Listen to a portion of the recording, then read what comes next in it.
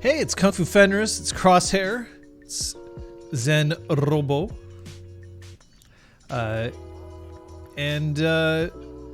Yeah, apparently give Pliz for the hype emote. So hey, we're gonna do some pretty awful things today. We're gonna discuss some things that, in terms of RPGs, I would absolutely despise. And then we're gonna see if we can turn them around. And not just the things that I despise, but the things that you despise. And the main reason why we're gonna be looking at that, the main reason why we're gonna be giving this a shot, is because what we're really looking for, if we can do this, if we can make this work, is to take these ideas and, if not fix them, at least find out what about them people actually find valuable and how we might be able to incorporate that into our own games. So we'll actually get a hold of that. For now, I just wanted to ask whether this time slot still works for people in Europe. Now, I understand that it's not the best time slot for some people in North America because this would be right around when people are finishing work, but we'll see. I mean, so far this seems to be like the right time to do it for us. So we're gonna probably hold on to this time slot for RPG Clinic, specifically because I sometimes feel very guilty about our European brethren who have to put up with waking up rather early in order to get here. Midnight, currently not bad, might differ when work picks up. That's fair. That's absolutely fair. I mean, I remember a time where I would regularly be going to bed at like 2 a.m. Because that was just the best time for me to go to bed. And that is no longer the case. These days I wake up quite early, so I have to go to bed early, and it makes me feel old. But who knows? Depending on the job, depending on how jobs move around and such, we'll see if that will stay. What is Cheerbit Awards?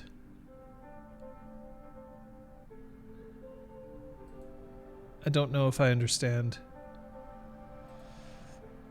Sleeping from 2 a.m. to 9 a.m. made bad, actually, especially because our work is remote now. That's fair. That's totally fair. I mean, the thing is, I start work at 7. So if I want to make sure that I get an appropriate amount of sleep, I can't go to bed at 2. But that's just the way things are. Yes. It does. You actually unlock certain emotes with a certain amount of bits. We've just decided to make those our tier 2 and tier 3 emotes. If people decide that they want to donate a considerable amount of bits, then they can have access to them without needing to subscribe to tier 2 or tier 3. We may eventually replace them with others, but the emotes that we commissioned, we didn't actually know about that feature, or the feature may not have existed at that point. I don't actually know either way. But we just put our tier 2 and tier 3 in there for now. I mean, you can still botch if you subscribe tier 2, but also if you donate 10,000 bits. So that's the trade-off. That's what you got in front of you. And you can tell that I'm vamping for a little bit of time, just letting other people file in, check in on the chat. I've also got the Discord open next to me. The Discord's an important place to reach us. In fact, if you want to get on the Discord, you can look at Discord, but you can also, we now actually have a link tree. So if you want to click on that, you'll be able to find our Discord, our podcast, Twitch, Twitter, website, YouTube. We got it all right there, and you'll be able to access it however you wish, which is an interesting way of looking at it. But yeah, our Discord server is basically where we'll plan this out in advance, and that's where we've got some of our initial prompts to start with. And then, of course, if there's other horrible ideas that people want to throw out there, then they absolutely can. I know that Artemis probably has some horrible ideas or horrible things that she hates about certain RPGs that we can dissect. So what kind of thing are we looking for? Is it like what I posted in the Discord was, is it a character archetype that you hate, a mechanic that rubs you the wrong way, the setting of your nightmares? what are the pitches that you would do if you were either playing in, running, or designing a role-playing game? And then we're going to see what we can do. Aragorn specifically hated 4th edition, so 99% sure that that's referencing Dungeons & Dragons 4th edition. But there's a bunch of stuff that we've got, and I've got them all written out here. So we're going to go through them. We're going to see what we like, what we don't like. There's SD Artist or Exist. I know that you kind of enjoy the fact that you can choose whichever way you want to do that, but that's the way it is. And here comes the raid. The Stampede is on its way here. Oh, hi, Pukajutsu. Yeah, these ponies got to ride so goddamn hard, and they ride hard so well. I hope that you enjoyed watching Pukajutsu's Breath of the Waifu stream. I tried to leave Pook for you, but he wouldn't let me. Well, no, but now you get credit for doing the raid, so that helps. Today, folks, we're talking about the absolute worst stuff that you can find in role-playing games. What we hate about them, what we might actually be able to take away from them, and how we can tweak them to make them work. As I was saying just a few moments ago, things like character archetypes or mechanics that you hate or settings that you just despise. I'm taking any and all pitches today, and we're going to talk about why they don't work in the context of a role-playing game, why they do, and what we can do to fix it. Dio, the Yarn Dragon, is here. Always like to see Dio and weirdness here as well. Rain, Pain, Storm, anything related to water dungeons or castles. So we're specifically talking about tabletop role-playing games or live-action role-playing games or online, forum-based role-playing games, less video game role-playing games, although you'd think that that's something that I could talk about as well. But the problem with water dungeons or castles is that they're put in there specifically because water mechanics are done to shake up gameplay, but they often suck. They're not as fun to control, and while it gives you it lets you play with more of the area if it's a 2D game, then it gives you the ability to go, up and down the entire plane. If it's a 3D game, then it gives you the ability to move about an entire 3D space as opposed to just platforming. But often the controls are terrible, and that's part of the issue. And then you get into the whole water fluid manipulation and raising and lowering things, and it's a massive pain in the ass. But why didn't you put ranks in swim? That's true. Underwater combat gives me the heebie-jeebies. Artemis, I don't know if you ever played the original Tomb Raider, but in the original Tomb Raider, there were sequences where you would have to swim through long tunnels, and the drowning animation that Lara Croft would play if she ran out of oxygen was just ghoulish. It was horrific. Shark-like monsters to get the red card. I'd understand. I'd totally understand. Hi to the heroes in here. You get special cookie privileges. Who doesn't like cookie privileges, right? So, that's the main issue when it comes to game design. Throwing in water mechanics is a way to give the player more movement, but it often means that the controls don't make up for it. Also, because water naturally, we don't move as well in water as we do through air. We're sluggish, we have to deal with water resistance, and it slows things down. And because it's slowing things down after you've been playing for a while and you're ready for things to speed up, that can cause some frustration as well. And we're just going to leave out things like water temples. It can be very, very frustrating. So, but if we're going to go into RPG specifically, your tabletop, pen and paper, live action, all of those role-playing games, we're going to start with one that has been put forward by the Crosshair, because the Crosshair is actually in here, and that's one. Oh no, we're actually going to start with Biff the Boss. That's what we're going to start with. That one's a classic one. So before we get into mechanics and before we get into all of those, what we're going to do is we're going to look at the lone wolf character archetype. So I'm sure that this has happened to you in your games. Some of you may have decided to play a lone wolf yourself. Some of you may have just had them in your campaign, either campaigns that you were running or other players sitting beside you at the table, but that sort of character who wants to play somebody who doesn't need anybody. As Biff the Boss said in his message, I want to play a character that doesn't need nobody. If I have to stick with these fuckos, I'm going to steal from them and undermine them at every turn. So they're choosing to play a selfish apart from the other type. So it isn't necessarily a character who is antagonistic to the other players, but one who refuses to answer questions, the one who constantly reminds others that they're not part of the group or not part of the band, that if combat breaks out, that they might stick around to help, being able to keep themselves aloof. This is often because the lone wolf archetype is one that is very, very prevalent in other forms of fiction, television, movies, books, because it helps if we identify with a single protagonist, and oftentimes single protagonists go up against huge odds, and their lone wolf kind of bearing makes them very attractive to people when they watch these things. And then they try to bring them into a role-playing game, but a role-playing game is already built around making your character kind of the center of the story. It's already built around the idea that your character is going to have to come up against insurmountable odds, or at the very least go against multiple opponents instead of just one-on-one. This is I assume that Biel is brother-in-law. I admit that that's my failing for not necessarily recognizing that. He always wants to play a chaotic evil fucktard who will betray the party for no reason and only wants to do the stuff he wants to do.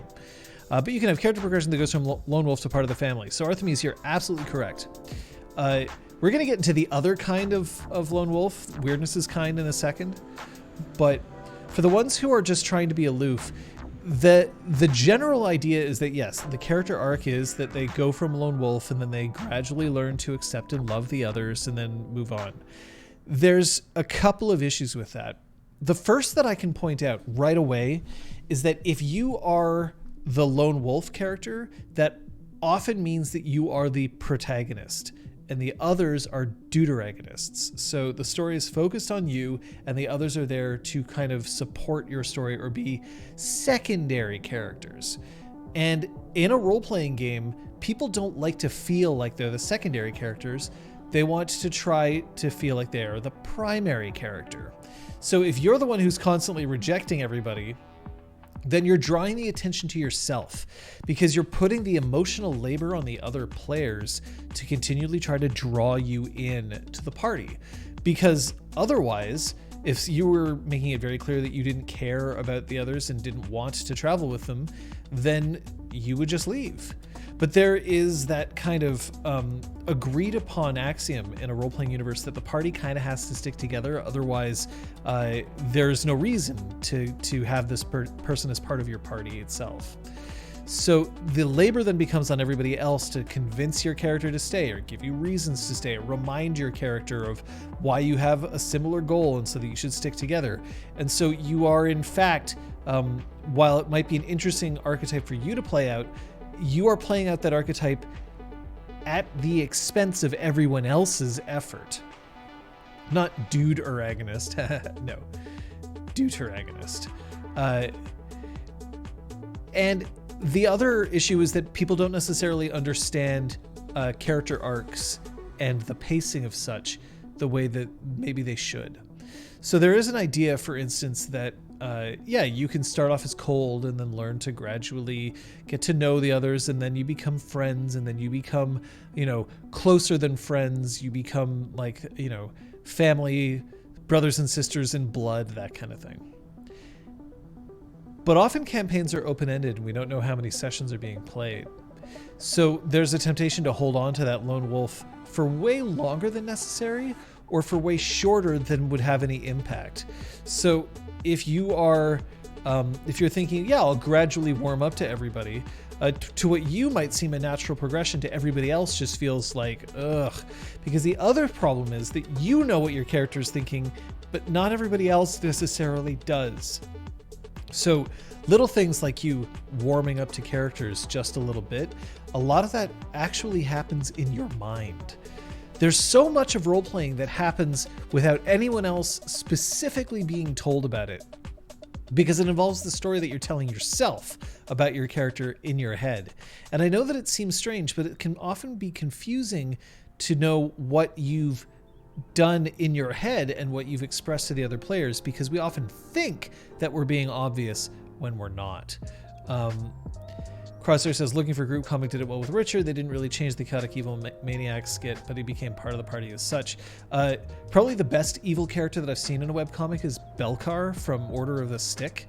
I think that one has worked out well, but it took them a long time, Rich Burlew, a long time to actually find that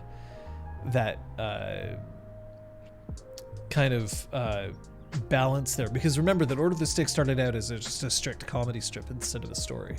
Dursa says, this makes me think of the last D&D I attempted to play, and where one of the players tried to play a character who was simultaneously the de facto leader and also acting like a complete blithering idiot, like putting a bucket on his head idiot, and the player couldn't understand why my character didn't want him doing leadery things.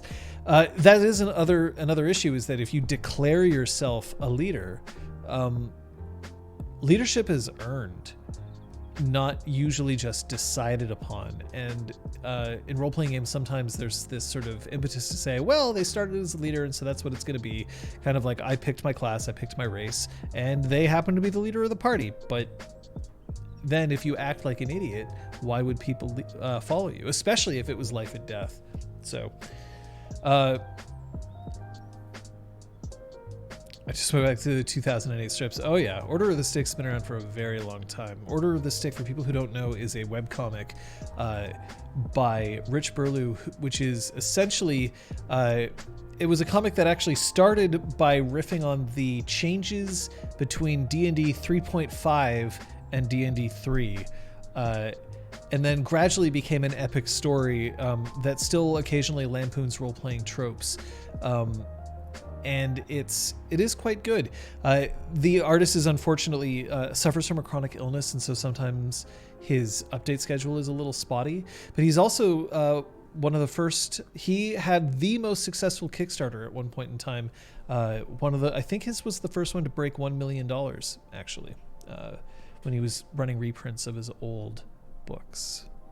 So, but the thing is, there's some actual wonderful things about having lone wolves, because if you can make it work, you can really feel like there was an evolution of your party's dynamic throughout the campaign. As Artemis was saying, the intention is often to have somebody who starts off cold and then gradually warms up to people. And if you can stick that landing, which is a lot harder than some people will think, but if you can stick that landing, it really makes things go well for everybody, because then, when you look back on things, you can be like, oh yeah, you remember Bob? Bob was such a dick, but now we love Bob, and it sort of brings that sort of feeling that it's a living, breathing world. The other thing about a lone wolf that is often fun is that you kind of get to live out that fantasy of being the John Wick, of being the Ronin samurai, of being the one person against the darkness, even if you're also playing with other people. And that's a very seductive fantasy. We all kind of want to feel sometimes like it's thanks to us that things got done. It's through the actions of one incredible individual that good triumphs and evil suffers, or that the fates of nations or worlds depends on the actions of one. So Crosshair says, personally, I think I can handle a lone wolf type player as a player, because there are ways to deal and incorporate it into the party using their alufa in the right ways, having that party asshole around that's sometimes needed. Now lone wolf GMs ish. Yeah, just play everyone as John. Yeah, you could do that. So the thing is, there's a difference between handling a lone wolf character and actually having it be a positive addition to your game. Because like I said, lone wolf characters require emotional labor from the other players to make their fantasies work.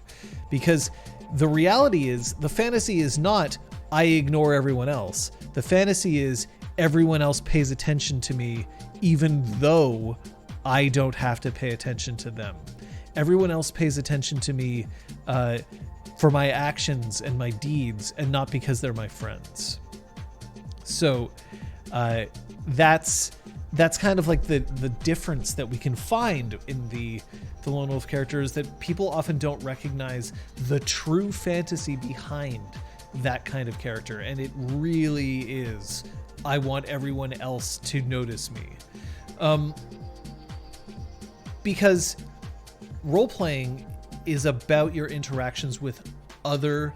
This starts early every week. Real quick, well, last time I started at 4:30. This time I started at 5. So it actually started later this week. Of course, I lost my train of thought right there. Anyway, because role-playing is, in fact, about the interactions that you have with your fellow players. Otherwise, it's just you writing stories. And you writing stories is an entirely different way of creating stories. A single person writing things down or thinking things up in their heads can plan for things like narrative arcs and character development and stuff like that, because there's no other variables that they have to account for other than themselves. However, in a role-playing game, it's all about your interactions with other people. The other people being there is basically part of it. And the lone wolf wants everyone else to recognize them. Specifically, that's the whole point of their character, is to be recognized as that. So just wait for summer/daylight time to end in the coming weeks. Yeah, and the true time adventures begin. I mean, look, daylight saving time needs to just go away forever, or adopted forever. But either way, this going back and forth is garbo.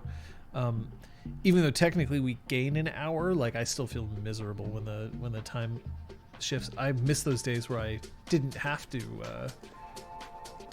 where, like, I could handle a 1 day off or 1 hour difference and it wouldn't make any difference to me at all. But these days I find that it does change some things. So at any rate, so what can we do with a lone wolf character to make them fit? I like the idea, first of all, there's some things that you can... yes, Montreal is part of the Eastern Standard Time Zone. One of the things that I would recommend is, when you're forming a party, to always have reasons why the party sticks together. Those reasons can be internal or they can be external. So an internal reason for the party sticking together: we're all related, we're all friends, we've been traveling together for years now, we like each other. External reasons are things like, if we don't band together, we're gonna die because we're all being chased for the same crime, or we all have the same goal and the goal is important but is inachievable by only one of us. So there are different reasons for groups to stay together. The first thing that I would tell any lone wolf character is, why do you want to be with this group?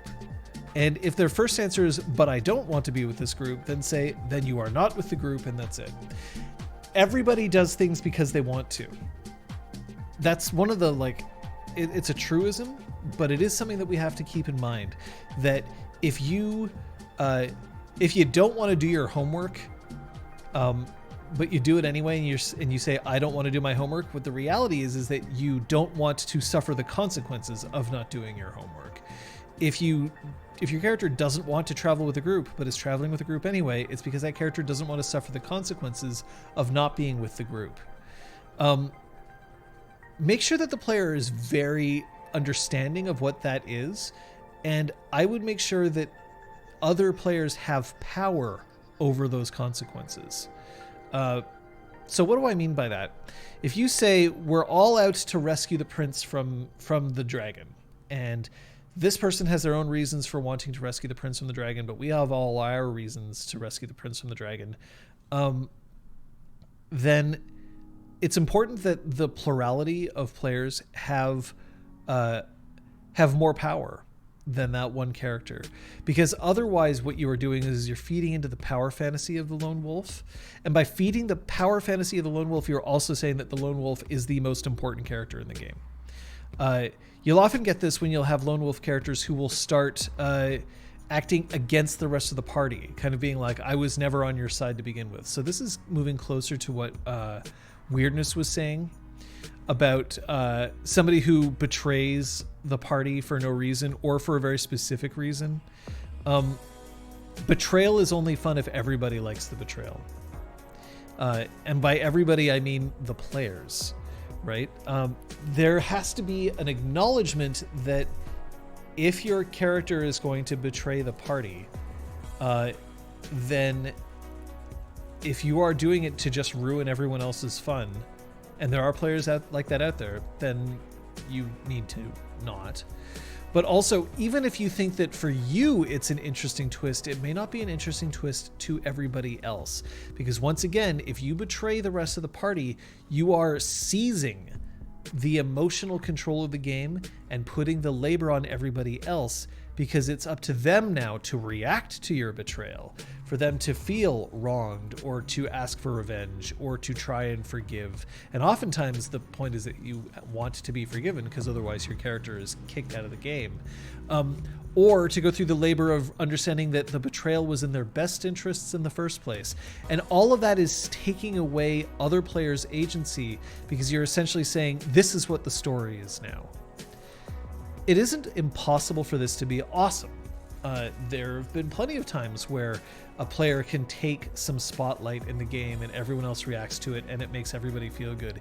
Even when a player does something that the other characters wouldn't necessarily agree with, but the players are like, oh, that's so cool. We've seen it on RPGClinic games before, but it's something that you have to develop with a group that you're familiar with and a group that works well together. And you also have to make sure that it is not the first thing that you think of when you're entering a game, because then it becomes the only thing that actually matters to you or your character. So the Crosshair says, I think a lone wolf could also work in a party where other people are okay with being support, like having that jungler in your League of Legends group, as long as the lone wolf knows that the support players are there for a reason and you can't solo, and as long as others get their fun from support roles. So that's true to a certain extent, but then they're not a lone wolf. Then they're a leader. Lone wolves are ones who are trying to play out the fantasy that they don't need anybody else. Or that they don't need anybody else, but secretly they do, but they don't want to show it. And it's in that not necessarily showing it that we can run into issues. So we spent 30 minutes on lone wolf, so we'll probably move on from this. Suffice to say that what's important for you to realize is that the fantasy that you're looking for as a lone wolf is one that might be incompatible, or at the very least one that may demand stuff from everyone else. And if you're not willing to invest in their stories, there's very little reason for them to invest in yours.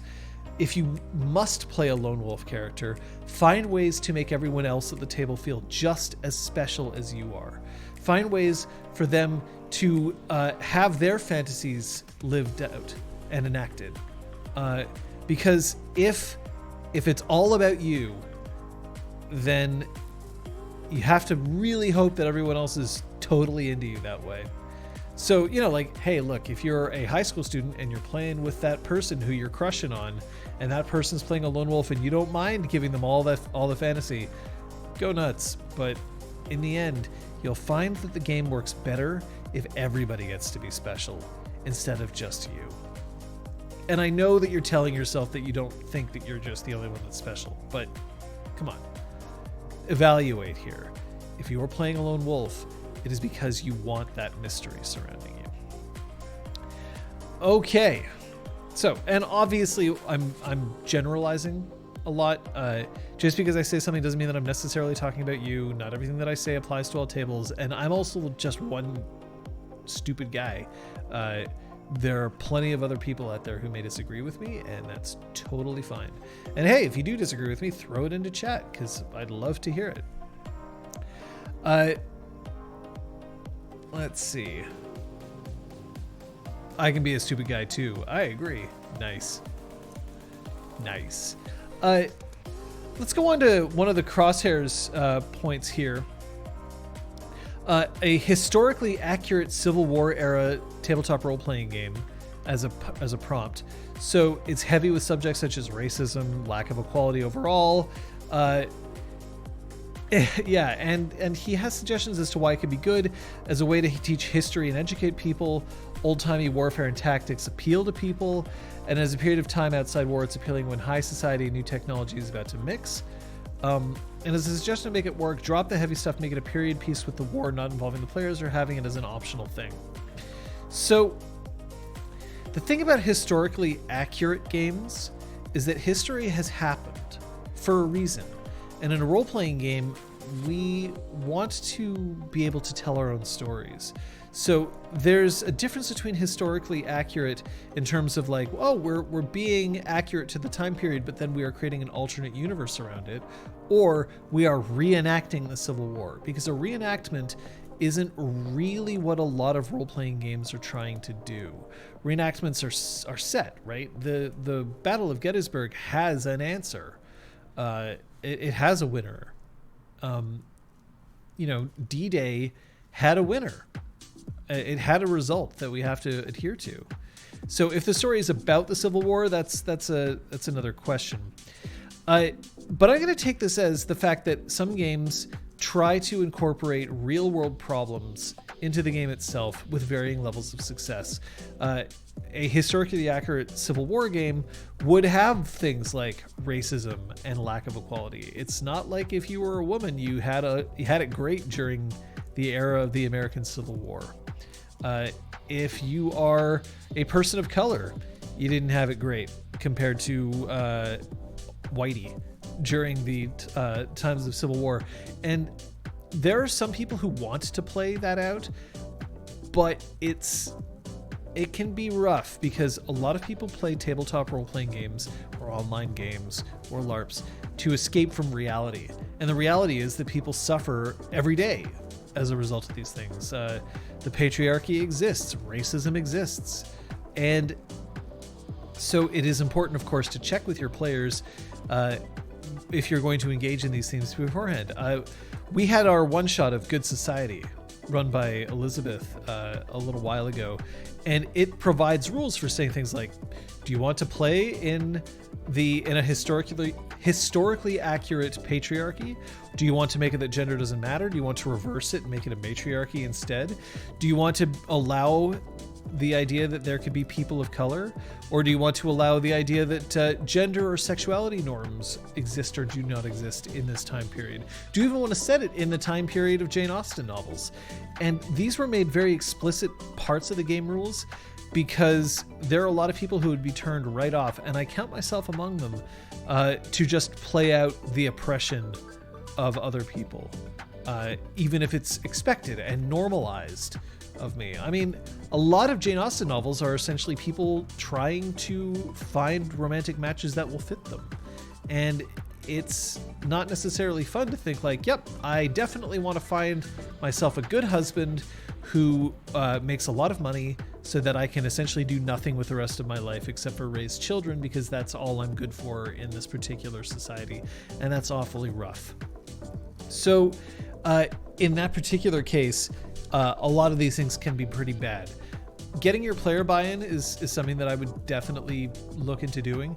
Acknowledging the inequalities, putting it out on Front Street instead of just kind of hiding them or sweeping them under the rug is another thing that you can do. And I'm not talking about an alternate universe where racism or sexism aren't a thing. You can do that if you wish. I'm talking about saying like, yep, it is historically accurate, but we're not going to deal with racism or sexism. That's not what we're going to handle in this game. That can also be dangerous, and it kind of depends on your player base, but acknowledging and then ignoring something can often feel worse than ignorance of the thing in the first place. If you wanted to play a game which is just about 4 soldiers who are coming home from war, that is something that you can absolutely do because certain topics may not come up. But if you're trying to make a setting overall and not acknowledge the darker parts of that setting as well as the lighter parts, you can find yourself in a rough situation. Crusades can railroad a campaign. Yeah, no, absolutely. I think that a historic tabletop role-playing game, especially as a teaching tool, would only work if it was open to modification by the table and none of the core would suffer from it, options or not forced feelings. So imagine if you ran an exercise where, and there have been reports of this actually happening in elementary schools, where you encouraged one majority group of students to persecute a minority group of students. So sometimes it can be as simple as like, you pick some students at random and you say that they're of a different social class. Sometimes you can have it be that like anybody with a certain color hair or anybody who sits in the front row or whatever. And there is legitimate damage that you can do this, because teaching about racism it can be difficult to parse the difference between experiencing racism and understanding racism or discrimination or prejudice or whatever. And in a role-playing game, I don't necessarily know if I'd trust people to understand and play them out, play those issues out properly. It's part of the reason why there are certain games that I will not run, because I don't think that I'd be able to do it properly. I just don't have an understanding of things the way that I would wish. I have played in games, or I've run games where I have played characters who are of different genders, sexualities, races than mine, but it's very difficult for me to portray the unique cultures and issues of those different genders and races and the like, because I haven't had those experiences. How could I? So it is a rough thing, because as much as you can say that you can use it as a teaching tool, my question is, could you use it as a teaching tool, or could you think that you could use it as a teaching tool and then potentially get things wrong? Because it is not your experience that you are living. A lot of role-playing is about experimentation and learning, and sometimes it is about learning about things and then realizing that you were wrong in your portrayal, and that's totally fine, but not if the game is intended to teach. Because if your learning is coming at the expense of somebody else, that can be pretty harsh as well. But yeah, that's a pretty rough example for a Civil War era TTRPG. Yeah, can't say that that's an easy topic, but it is a thing. Switched on his head, have the people who have those experiences craft ways to display those things to people who are not exposed to it. Sure, but then are we not putting the emotional labor on the people who are already persecuted to be the educators? It is a tricky situation, and I also fully admit that it's beyond the scope of what I can discuss. I'm not the best person to ask in that particular case. I'm highlighting some issues that I can see with it, but I also know that I'm not as educated as I'd like to be about these subjects to be able to give definitive answers.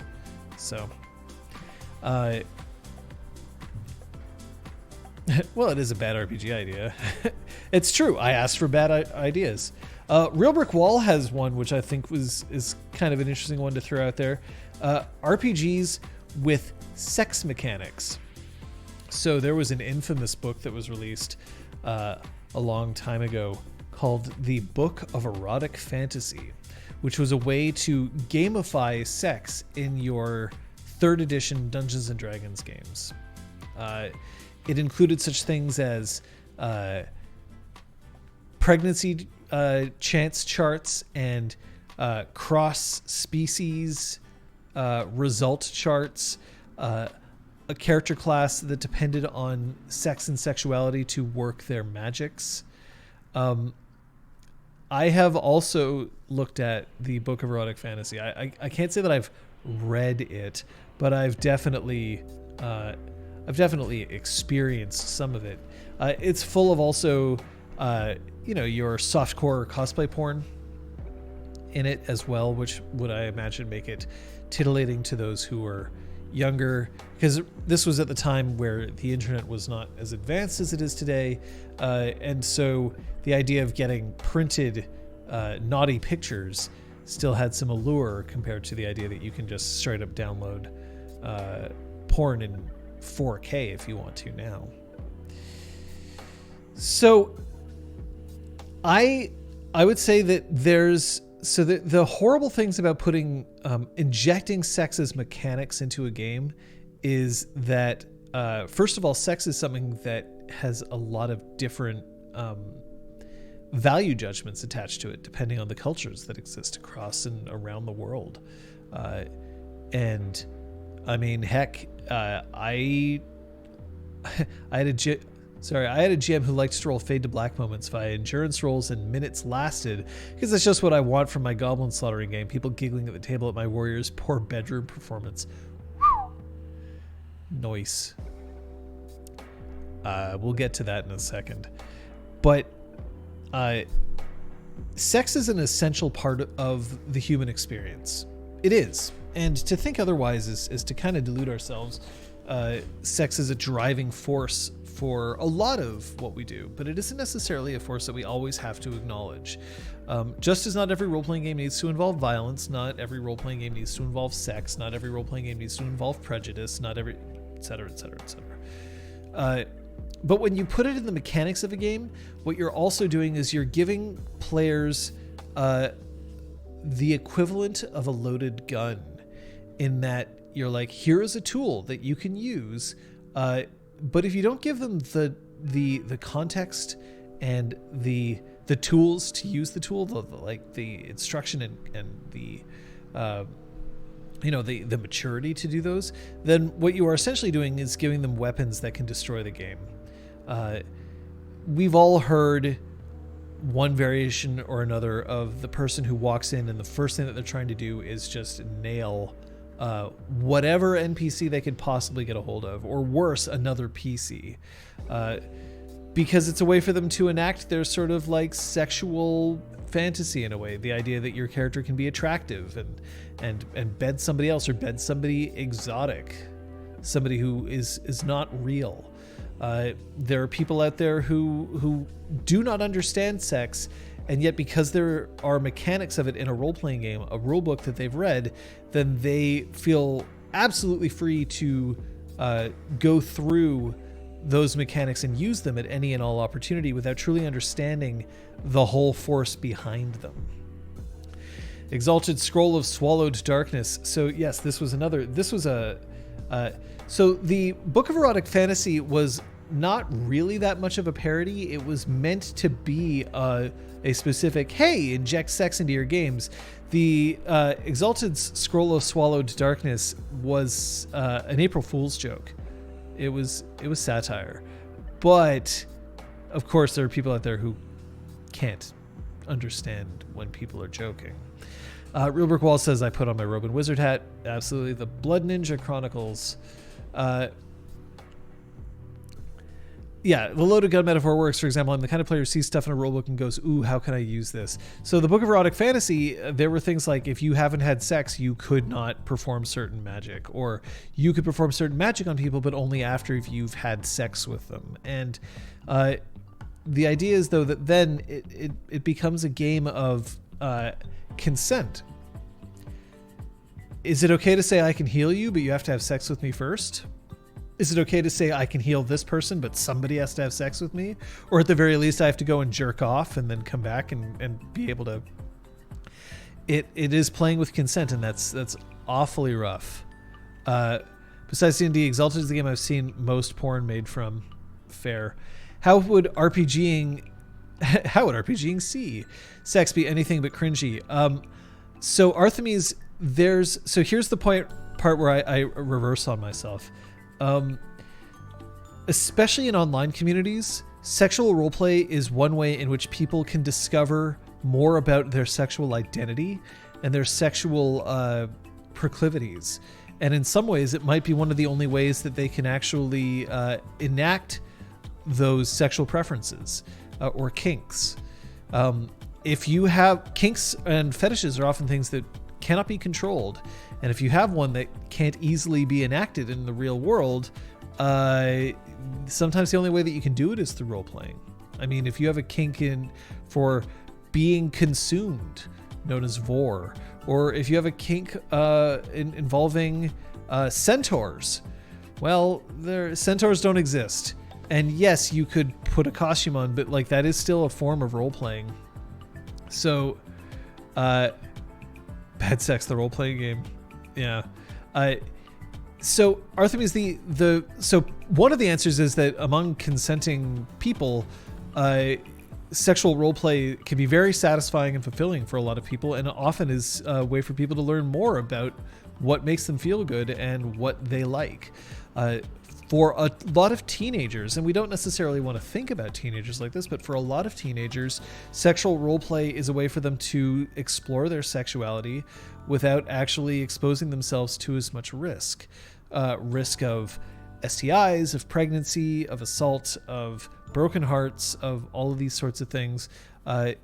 It is a fact that sex is a topic that starts to fascinate people at a certain age, and then they will use roleplay to deal with it. What is roleplay but cooperatively written fanfic? In a lot of ways, Neurosis, you're absolutely correct. There are occasions where roleplay isn't necessarily cooperatively written fanfic. Specifically, there are ways to you can roleplay by yourself. It is possible, in which case it's not cooperative. And I would say that all writing is fan fiction. Like, all fiction is fan fiction to a certain degree. So there is that as well. But like, now we're just sort of now I'm just being pedantic. I can be bad at sex in real life without having to buy a handbook. True, just in front of other people, I'm too old for that. So Artemis, here's the other thing. One of the reasons why I hate sex mechanics being in books is because there are some players who just don't want to fucking deal with it. And this is the sort of thing that a Session Zero is designed for. I would absolutely say in a Session Zero, if I just didn't want to deal with the topic of sex during games, I'd be like, you know what, folks? Just don't want to deal with sex. Just don't. Like, I don't want sexual jokes. I don't want there to be any kind of comments about people acting in a sexual manner. If there's going to be romance, let's keep it chaste and pure. Like, you can absolutely do those things. If it's the sort of thing that makes you uncomfortable, totally go for it. I have no problem with that. But sex has also been a part of the games that we've run on this channel. And I'll be honest with you, and I'm sure that by mentioning this, I'm going to be inviting a lot of people to do it right away. I have not actually received complaints about the sexual content of our games. And there is sexual content, a considerable amount. Less so in Star Wars. Changeling Exalted also did. It totally did. And there's a certain amount of I've written fan fate. I think people who consider sex and role-playing as inherently cringy or problematic are ascribing an element of self-insertion that isn't actually present to the players to mature and keep the fourth wall intact. So that is a point, Neurosis, is that one of the things is that the group that I've been playing with on RPGClinic is a group that I feel absolute trust with. And I would trust that they would tell me instantly if there was an issue, but I also trust them that they would tell me things before it even happened. We've read the room and we figured out that this is the amount of sort of sexual banter that we can get away with, but we have our own limits as well. We do not describe how many thrusts it took somebody. We don't describe every single individual act. It's not like we're essentially engaged in phone sex in front of an audience. We just acknowledge the existence of sex. We acknowledge the effects of it. And to a certain degree, there's a certain amount of humor that's derived from it as well. We have absolutely rolled to see how good the sex was, but only because we all found it an interesting sort of joke at the time, or because none of us were taking it so seriously. So that was just more of a like, haha, look at what we can do with these dice. So, damn phone, damn fingers. Exalted didn't have the organized orgies. I mean, Beltane isn't necessarily an organized... I can't even say that out loud. Having sex and role-playing is less what I wanted to say was bad in games, having mechanics for it. So that's kind of what I'm getting at. The idea of putting mechanics for sex in a role-playing game acknowledges the existence of sex. And that is also sometimes a good thing. And it depends on the kind of game that you're playing and the people who you're playing with. Exalted is very specifically a game that's meant to be played by more mature players. It is a game that tackles a lot of mature themes in a lot of ways. And it acknowledges the existence of sex, but it also, I mean, as much as 3rd edition Exalted had sex-specific charms, it also had the red rule specifically in it that said that sex charms do not work if people don't want them to. So it's more like, I like the idea of there being mechanics for sex if it's appropriate for the game that you're doing, but I want a whole ton of context around it, and I also want a whole ton of player buy-in around it. Because if you don't have that buy-in, then yes, you are asking for it. In much the same way that if you have players who don't want to deal with gore or horror, it's going to be an issue. And there are times, like, look, I enjoy sex being a part of the games that I've played in, and I can definitely see some groups where I'd be like, I don't want to do it with these other people in the room. I can absolutely see that as being a thing. I have played games with people for whom the idea of exposing their sexual ideas to me is one that I just don't feel comfortable with, so it doesn't come up and I don't do it. In Monster Hearts, your damn randy teenagers like real sex, and sometimes you just nope out on an orgy. Monster Heart is all about banging. I'll also point out that there are games like Masks where it isn't necessarily straight up like you have sex with somebody, but there are ways in which character progression is affected by whether or not you act on crushes. Do you kiss your crush? Kind of thing, which is in there, and that's one of the reasons why we don't play Masks. It's not that I think that Masks is a bad role-playing game or that you can't role-play it or whatever. It's just that we don't really like the optics of a whole bunch of 30-something players playing teenagers and talking about sex on Twitch. That's less something that I think that we're comfortable in doing. Crosshair says, what I did want to say, kind of fitting, fixing sex and role-playing works if you make your sexual things sexy things, as in instead of having sex allows me to heal, make it I can gather energy by being alluring, kinda. Crit roll got away with it. So yeah, you might be able to, but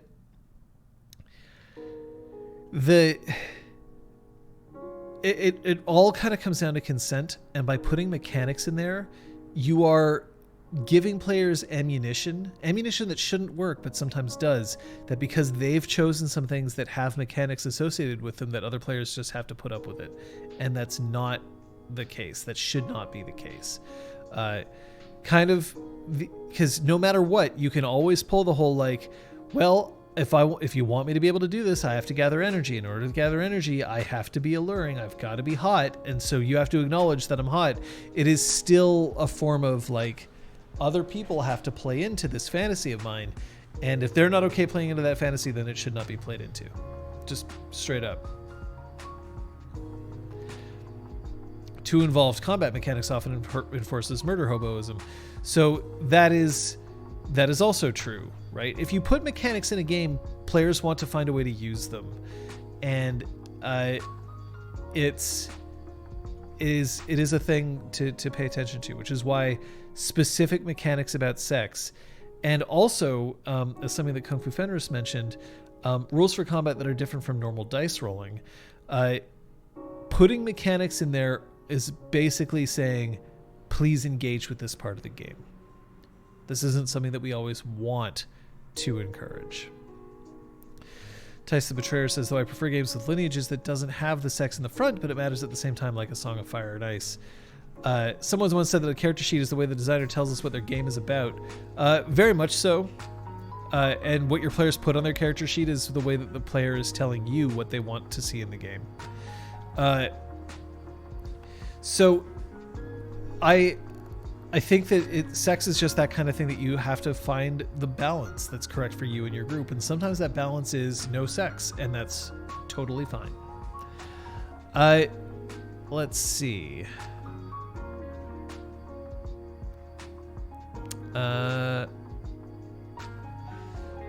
So in light of some of the recent discussions in the D&D sphere, and in the same vein as Crosshair's suggestion, when I was growing up, orcs were stupid, bloodthirsty monsters, insert tired/offensive fantasy trope or stereotype of choice, so by God, that's how they're going to be in my game world. So I'm going to boil this down as specifically the idea of racial stereotypes or species stereotypes in games. So I think that we can all sort of grasp why this can be awful. The idea that prejudice and stereotypes are something that we have to put up with in today's society, and in general it's damaging. Well, not in general, it is damaging to do so, and then we are codifying it into these games. We're baking it in. It can be rough. It can be really rough. But I also know why people do it, and this is where I get into trouble by bringing it up. But I'm also going to see if, speaking of bringing it up, I've lost light, so let's see if I can fix this, because I'm looking a little underexposed here.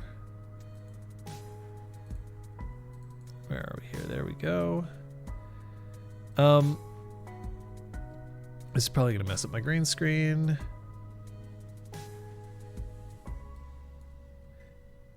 And I was right. It did, but not by much, and I can fix that as well. I should have just closed the curtains.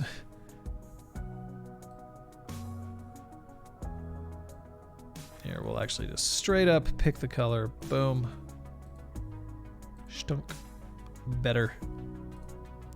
There, you've now seen behind the...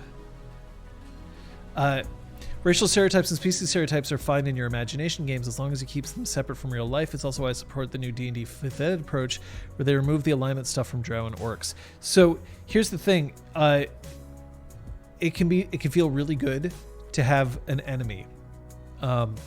Aliens are coming to conquer the earth, so we want to kill all the aliens.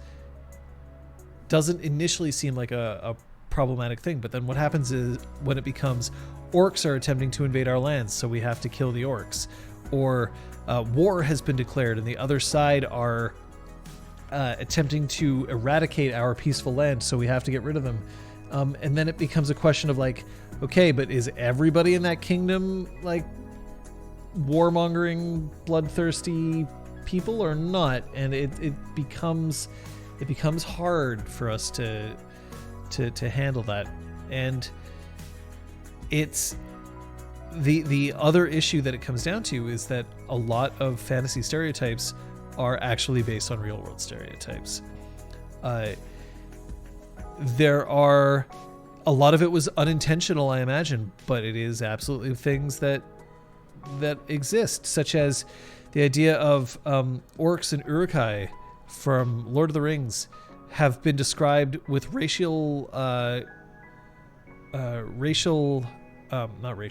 of like body structure that matches certain races on Earth. That things like trickster gnomes often look like caricatures of certain races or belief systems that have certain physical characteristics that are common to gnomes. And orcs just corrupted elves. Not necessarily, depending on what version of fantasy that you're subscribing to, but that's part of the problem.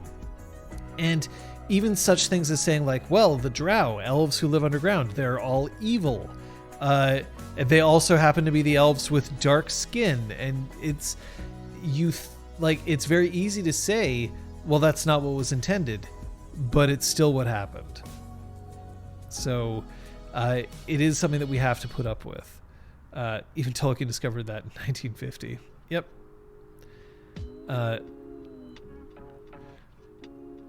Hey, Requiem. So, in this particular case, Drow also have an all-female government. Yep, and they're all evil. And the one good Drow that everybody knew about based on the literature was male, right? He was escaping the matriarchy. Like, why? Anyway. A storyteller just looking to be able to kill without guilt. So, one of the best ways to do this is to... so what I would say, first of all, the idea that D&D is starting to decouple species from ability modifiers and from alignment modifiers is good. First of all, alignment should probably be... I know that it's a part of D&D, but thanks, Joe Care. But alignment shouldn't be in the game as a concept. I've always really disliked the idea of defining somebody as good or neutral or evil or lawful or neutral or chaotic. It implies that evolution can't happen. It implies that like what you consider evil might not be what somebody else considers evil, right? In a society of vegetarians, eating meat might be considered an evil act. But in a tundra region where vegetation is scarce, and the way that they survive is by eating meat, it could be seen as a lawful act or a good act even. So it's hard. Worst RPG, okay, not D&D, but tried to run the Thing type scenario on Call of Cthulhu was a car crash. So Call of Cthulhu is, that's a difficult game to begin with, and I have my own issues with the Call of Cthulhu games, mostly because I'm not super comfortable with the way that they play with sanity as a game mechanic, because I think that it's a bit reductive. And sanity is one of those things that I think needs a lot of context to play well. See also Malkavians in Vampire the Masquerade. But also the fact that Lovecraft was a massive racist, and like his racism is throughout his creations, and I'm glad that people are starting to take it and make it their own and to like scrub that stuff out, but like a lot of that's still in there. Trial of Cthulhu fixed it, so I'm gonna have to have a look at that. Having lived in Greenland, I can tell you this much: people don't consider their food evil or good. Fair. This is why I like clans/nations/ etc. in races, because if I say orcs are evil, it's a lot better if I say orcs of Drunmar are evil. Not without fault, but it does work better. So that's a way that I would fix it, is by making it about culture and not about race. Because if you have a culture, you can say that, like, look, this culture was brought up on terrible beliefs, and you can try to educate them, but if you can't educate them, then you have to defeat them. Like, that's Nazis, right? Like, that's World War II. Nazis make great enemies for movies because sane people don't usually feel badly if a Nazi suffers, right? Like, so is it possible to like content but not the creator of it? Absolutely it is, Tice, and that's why I don't reject Lovecraftian stuff out of hand. I just know that I have difficulty separating that specifically, and so it's something that I don't engage with a lot. I'm also not a huge fan of horror myself, so it's not something that kind of pops up on my yes, I totally want to do this a whole lot, but you absolutely can. And I would also remind people that canceling something because of one person's involvement means that you are also damaging hundreds of other people's involvement. Now, I'm not saying that it's as simple as that either. I mean, we can go over the whole Harry Potter controversy about the video game and about how hundreds of people worked on that video game, and the video game may suffer because of the actions of J.K. Rowling, but there are people who will argue that to buy the game is to give her money, to which I would say it does give her money, but it gives everyone else money, and trust me, you give money to horrible people all the time without even knowing. And then it becomes, yes, but if you're supporting Harry Potter, you are lending support to her and giving her fame, and her fame is what's damaging, because her fame means that her toxic views get paid attention to. So I don't actually have all the answers for that, but I can tell you things like, if you've ever watched a movie, watch the credits, and there are hundreds and hundreds of names on there, and it is... I would say that it's probably pretty rare for you to find a movie where everybody has politics that you agree with, and nobody on that list has done anything horrendous. So it's a thing to Mulan. So Mulan, very fucking complicated, and I totally agree that there's some justified criticism of it. I also believe that there are people who are criticizing Mulan who don't understand the impossibility of people to get things right if you're looking for things to get wrong. I'm not saying that the criticism isn't valid, but like things like, oh, Disney shot it in a province where there are oppressed peoples.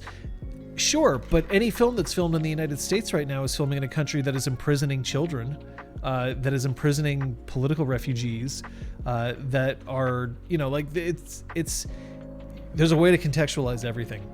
Suffice to say, I'm glad that people are taking stuff that they love and making it their own. Like Kids on Brooms, that's Harry Potter with the serial numbers filed off, and I think it's fantastic. Joker says, also worst idea ever, prepare the game within an hour in advance or not sleeping to reread material to run the game in a couple of hours. Hey, South America, fantastic that you're here. Your English is great. Don't worry. Look, my French is not great, but I talk with people who speak French all the time in their language, and I butcher it, and I do my best. And they appreciate it, and I appreciate anybody who is speaking in English, because unfortunately, I only understand 2 languages, and that's kind of terrible. I'm not going to see Mulan because I've heard it's just kind of a bad movie. I think that's a totally legit reason to not see Mulan, right? Ta phrase est plus que correcte, voyons donc. Oui, c'est pas si mauvais que ça, mais quand même, je sais que mon français n'est pas si bien que ton anglais. The Crosser says, I find it would be rather hypocritical of me to judge everybody by the bad apples when watching stuff on Twitch on Chrome. Fair. Personally, as an STGMDM, your health comes first. I had a game where I was stuck with a fever and I lost my voice. Yeah, don't do that. Do not do that. Your health is absolutely important. Real life's gotta come first. That is essential. I've avoided each and every one of the live action remakes, so me not seeing Mulan isn't special. So here's a hot take for you while we're talking about the worst ideas. I don't think the remakes are a bad idea. I do think that there's unfortunate parts about them.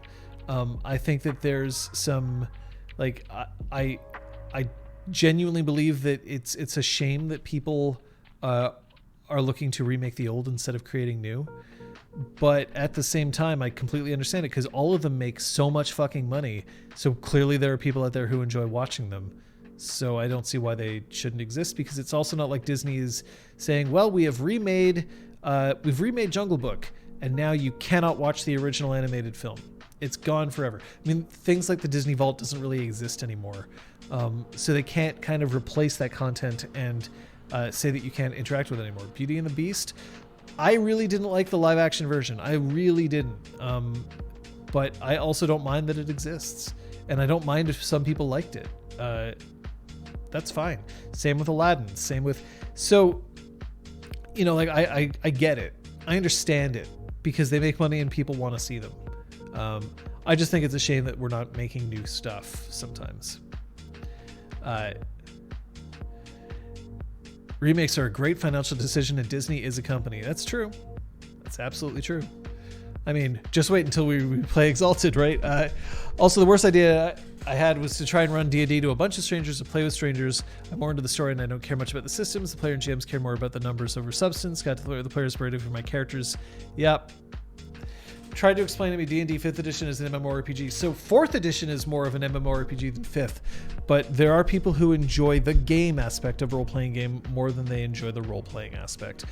There are people who really like throwing those dice, and the rest of it is less important to them. And to that I would say, don't play with those people if that's not the kind of game that you want to play. Or understand that if that's the kind of game that they're playing, and they're not compatible with the other kind of game, then understand that in that game, that's what's going to happen. RPGs with strangers can be rewarding, but it's a risk. Absolutely. So speaking of D&D 4th edition was created partially so that they can kind of shake up the meta, to sort of say like, hey, there's a reason for you to buy all new books again, because we've changed everything. And it was also a way for them to take advantage of a crowd that was getting used to the idea of playing a massively multiplayer online RPG like World of Warcraft, which was huge at the time of 4th edition's release. And I think D&D is better for 4th edition having come out. I think that it had a lot of great ideas, specifically the idea that tactics were important for all classes instead of just some. That every class had something interesting to do, instead of it being like, well, if you're a fighter, you basically roll to hit things and that's all you do and that's all the decisions you can make and that's it. Whereas if you are a wizard, you have so many different options that you can think of to try to affect the outcome of a battle. But if you're a fighter, it's essentially, oh, you're a high enough level? Well, now you get to roll different dice or more dice, and that's it. So the minions mechanic, also pretty awesome. The idea that like you could feel like a badass by taking out tons of people at once. And honestly, there was something really cool about the idea that you could play a game kind of like XCOM, kind of like Civilization, kind of like all of those tactical war games that you've seen, and to fully embrace that. And 4th edition did that in such a way that I thought was a lot of fun, if that was the kind of game that you were looking for. And for a lot of people, it wasn't. And that's why Pathfinder exists, and that's also why I would tell players, like, you gotta look past D&D. D&D is a great game, but it is not the only game. So there is that. TLDR for racing.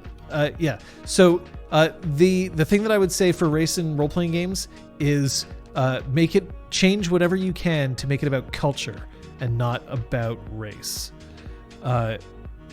Salt Lake Extras in Exalted 2nd Edition always felt like a badass when one action takes out a platoon of extras. Absolutely. And that does exist in 3rd Edition. It's a little more complicated with battle groups, but it does exist. But yeah, like sometimes it feels really cool that you kind of charge into a battle and you can take out 400 people at once.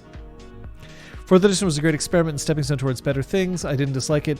4th Edition brought us 5th Edition. 5th Edition is here's 3rd Edition, but things simplified where they needed to be. We have literally pulled from every other previous edition of Dungeons and Dragons to make things better, and we're basically gonna do our best to give the definitive version of D&D so far. I don't think that they're planning on coming out with 6th for at least a few years yet, but there is that. It's not a worst RPG idea ever, but what do you think about running games without being an expert in the lore itself? Is it an advantage or clutch? I mean, games like Star Trek Adventures, the upcoming Dune, or the FFG Star Wars. So we're actually playing the FFG Star Wars on Sundays. That's at 6 p.m. Eastern Daylight Time. So in fact, it's 6:11 right now Eastern Daylight Time. So yeah, we have done some research, but obviously we're familiar with Star Wars in that we've been exposed to it for decades and we've seen the films and all of that. I think that you should play whatever game you damn well want to play and play it the way that you want.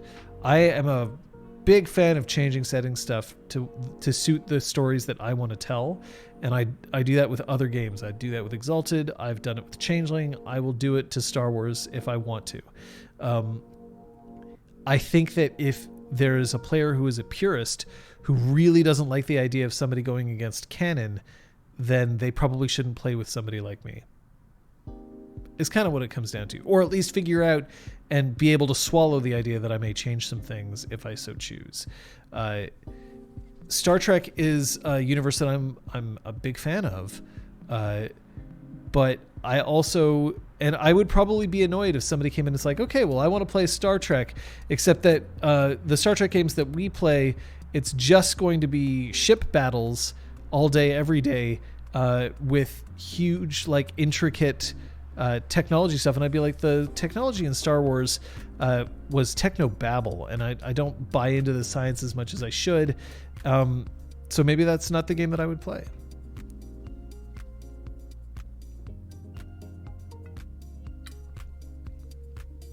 If purists are trying to chew you live, don't play with and don't listen to those purists.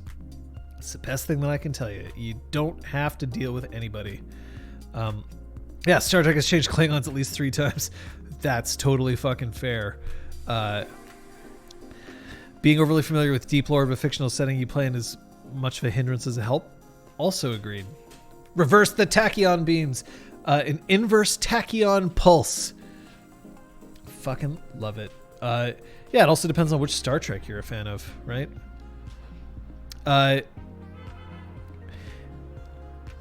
Also on Laura Nipping, I'll just quote a somewhat known author. You just won't believe how vastly, hugely, mind-bogglingly big it is. I mean, you may think that it's a long way down the road to the chemists, but that's just peanuts to space. Nice quote, Crosshair. And if I may recommend for the fellas in the chat, do not run games if you hate/don't understand the system. So that's... I mean, then I would argue that if you hate or don't understand the system, first of all, I believe you should run games if you don't understand the system if you're trying to learn the system. That's totally fine. If you hate the system, then yeah, don't play that system. I would just... Don't do things you hate, I think is a pretty good piece of advice. But you can always try to cobble together your own system. I would just remind people that certain settings have certain systems for a reason. And saying that it's just as simple as, oh, we're playing we're playing D&D, but it's set in the modern era, it doesn't quite work because D&D isn't equipped to handle things like machine guns. So there are things to think about from a design perspective on that as well. But yeah, 4th edition definitely had some issues, though, in that it really demanded that you invest a lot more in the game. And as much as they claimed that you could play it Theater of the Mind, 4th edition systems were all built around miniatures. So, and yes, you can do miniatures cheaply. It is totally a thing that you can do. But a lot of people don't like to do that. And buying into miniatures is an expensive hobby, and it can get hard to afford all that stuff. And it's tough. I mean, to be fair, I've yet to run into an RPG that does machine guns well. There aren't good... Sorry, I won't say good. It is impossible for a role-playing game to be faithful to the real world because you have to simplify. Without simplification, then it becomes too complex and the game suffers as a result. There's a balance between realism and simplification, and I will give you an example that I may have given on this channel already. During one of my times that I was a player, I was playing in a Vampire the Masquerade LARP, and we were encountering a problem. You see, this game had been going on for a few years, and there were certain player characters that were very, very powerful. They had tons of disciplines, which are the vampiric powers. They had a lot of influence. They had a lot of stats. And the players who were just showing up had very little of all of those. And it became even worse because we just got pushed around and bullied a lot. And we wanted to try to fight back. And one of the players is like, well, I'm going to look up on the internet how to build a shaped charge, which is a kind of essentially explosive device, and plant it underneath his chair, and then I'll just push a button and it'll detonate and it'll burn him alive and he'll just explode and die. And he won't be able to do anything about it. And since it was a LARP, he was like, I'm not going to actually build a bomb, but I'll actually sneak a box under his chair. I'll tell the storyteller what I'm doing in advance, and then I'll push the button, and then he'll explode and he'll die. And the thing is that this player saw nothing wrong with their plan, except for the fact that the game system isn't designed to make one-hit kills easy like that. It also ignores the idea of finding the stuff that you need to make the bomb, creating the bomb without blowing yourself up in the process, sneaking the bomb in. The idea that because the player wouldn't necessarily have a reason to suspect things because the stakes aren't as high because it's not real life, it's a LARP, so there might not have been a giveaway, an emotional giveaway, so they wouldn't have necessarily checked and all of that. But also the reality is that it would have been a total lame move to tell this player, yep, your character is dead because somebody firebombed your chair and there's nothing you can do about it. And yeah, take 30d20 damage. And it is an instance where realism was never going to work out, just at all, because realistically, yes, you could build a bomb and you could assassinate somebody that way, but you're ignoring so much of the other realistic aspects of what an action like that would entail and what it would mean that the game doesn't support it. And I think that that's fair. So when it comes to things like machine gun fire, yeah, I totally get that there also there isn't a way to make that super realistic in a game because it would kind of wreck a lot of games. LARP Season 2 Poison the Drink comes to mind. Yes. Like, one of the things that I think people don't realize about LARPs, and I've said this before, and I guess I'll say it again here, is that LARPs is not intended to be a primer on the correct way to run or play role-playing games. It is meant to be a representation of the successes and failures and highs and lows and flaws of role-playing games. And that was an instance in which one player kills another player through one very simple, stupid action. The storyteller let it stand for no good reason. Like, that was not good. That is not good role-playing. That is bad role-playing. That is dumb role-playing. And it was also done in the service of a story, of a web series, right? Like, it's just an important thing to keep in mind. How can you make sure the PC doesn't have fortitude levels of fuck you so you can withstand it? Yeah, I mean, it was against a Nosferatu. Fortitude isn't one of their base disciplines, but they sure can use them. And it gave the world exposure to the powerfully magnificent Mara Lazarus' scream of anger. Yup. Good old Mara. I really want to... I should check in with her at some point soon. She's such a great person. She's the nicest person in that cast. Depending on the Jenny may have it. Absolutely, Joe Care. Like, completely. Fortitude is one of the, like, base disciplines that basically anybody can have access to. But LARPs wasn't a real game? What? As my DM tells me, if the PC can do it, then the NPCs will too. And if you're with a good group, they realize what that means. There are people who really enjoy coming up with ways to break games, to like come up with one-hit kill combos that are supported by the mechanics and stuff like that. And I appreciate that, because some people just really like manipulating figures like that and figuring it out and feeling like they've outwitted or broken something. But then when I say, okay, but I also know a lot of different ways that I can one-hit kill some things, and are you saying that that's okay for me to use on you? And then they say no, and then understanding hopefully is reached. Because remember that the GM or the storyteller has a one-hit kill no matter what they do, which is they are the storyteller or GM and they make the rules. So they could just be like, yep, so this person comes in and they are literally holding an atomic bomb, and they set it off in front of you and you are vaporized and there's nothing that you can do. Ultimate power! Yeah, well, Shadowrun's also a worst idea in terms of like its mechanics, so I said it. Rocks fall, everyone dies. The classic. That's what I tell my players when I make a GM/ST decision that it is a bit controversial. If I allow this, then it allows your enemies to do it, and that usually ends the argument. Yeah, I mean, there has to be a collaboration between storyteller and player. There has to be something where the GM and the player agrees that this is how it is fair for the world to work, even if it might not feel fair, because otherwise you are removing agency from other people to tell the story that they want to tell. So that's the way it kind of goes.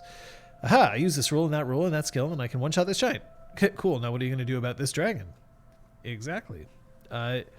So the only game I can see where the GM actually being unfair and an asshole and paranoia, because that's the purpose of paranoia. Yes, but that's not taking away agency, because if you agree to play paranoia, you're agreeing that that's what you're buying into. Although sometimes you don't know what you're buying into. See the one shot of paranoia that I ran about a month ago on this channel to find out why I decided to do something weird, because I just wanted to make my friends do weird shit. So I did. Peter is fairly asshole, but fair.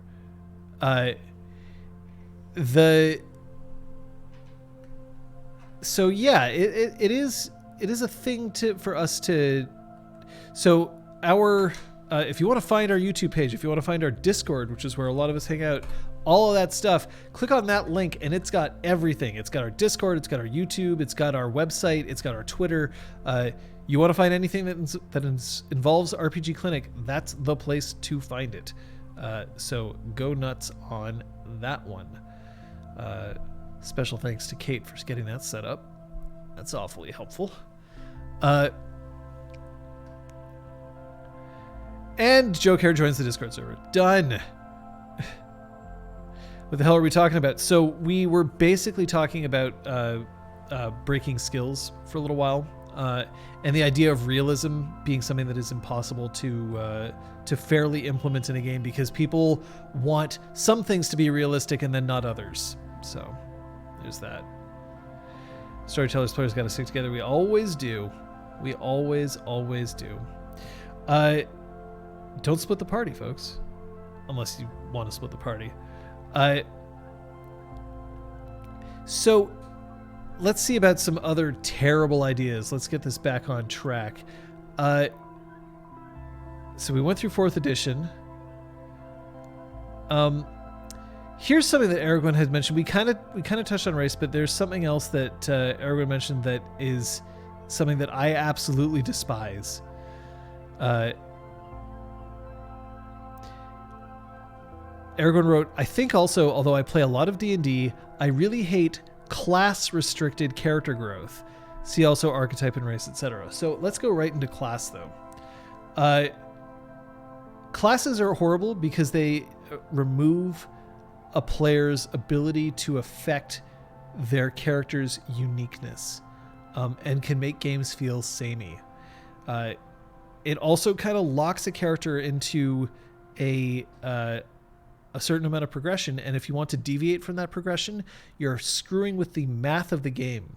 D&D, as I've said many times before, is based on math. The encounters, the rules for setting up encounters and stuff like that are all based on the idea that you are playing with 4 players of a certain level, and that these encounters on average will expend a certain amount of resources.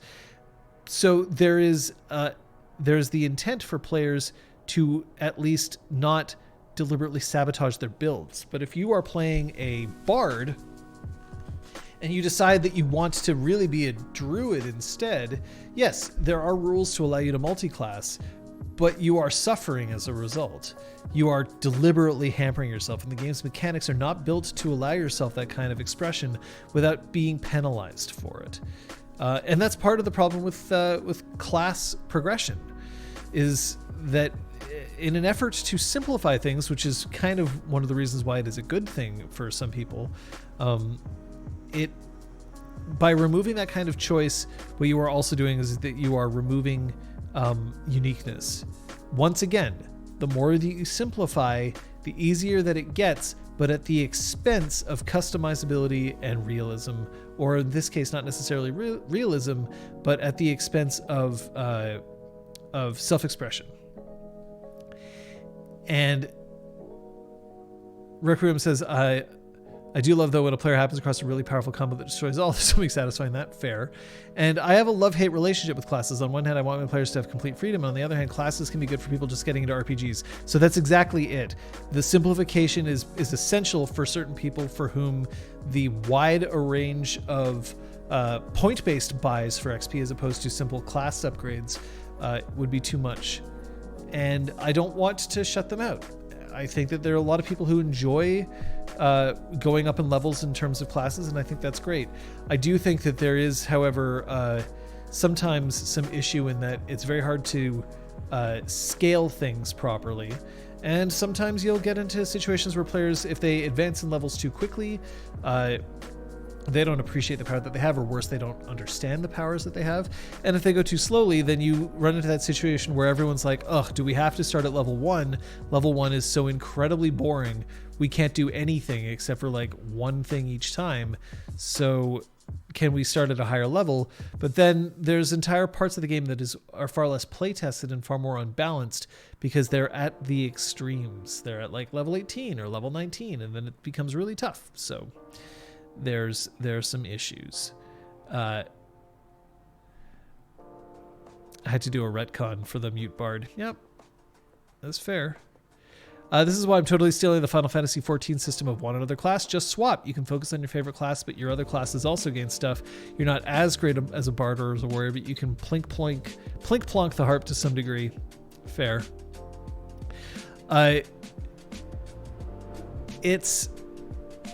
So classes remove that kind of self-expression, and it's part of the things that kind of bore me, because also it's the classic, oh, you're playing a thief? Well, I wanted to play a thief. And then there's this impression that you can't have two thieves, because honestly, they basically do the same thing in a lot of games. And yes, there are branches that you can take in D&D 5th edition that makes you a bit more of a unique thief, but it's still not a whole lot. And that also, those branches only come later on. So at the very start, if you're both playing thieves, you're both, or rogues, sorry. If you're both playing rogues, then yeah, you're both basically accomplishing the same goal. And for a lot of players, that can be difficult. And for a lot of players, it means that they find themselves restricted in what they can play because they feel like they cannot play something that other people are playing, or that they must adhere to the strategy inherent. Like in 4th edition, how it was recommended that you had a leader, a controller, a striker, and a defender. In other words, if you had like a DPS, a tank, a buff, or like a buffer, and then a controller would be like a debuffer essentially. And then if you didn't have that, then you were essentially screwed. It can be hard. So I just wanted to play the Arsène Lupin type of thief. Damn right, Arsène Lupin, pretty cool. Yeah, thieves do the same things, but they're not the same person. That's what I'm interested in. So for some players, this absolutely can work, Lo, and I'm not saying that. But I'm saying that the class system makes it very hard for players who don't want to see past the mechanics to feel like they're special. You must be like the last mosquito alive around here. There's a frost warning tonight. You're going to get wrecked.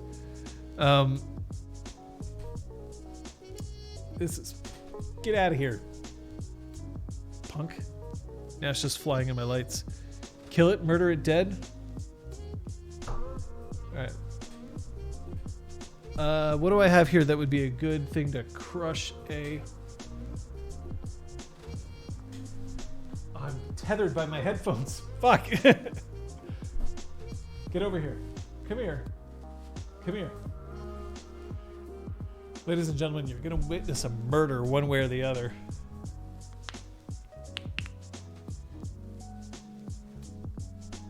All right, let's see if we can make this happen. Oh, there it is. Use a copy of GURPS. I mean, I don't want to break my wall. How do I get you down? Aha! Envelope. Yeah, this is the This is absolutely the quality RPG content you came for. It's unfortunately out of reach for me. I can't get to it from here, so I'm gonna have to wait for it to move again. So we'll just have to get back to doing RPGClinic content for now.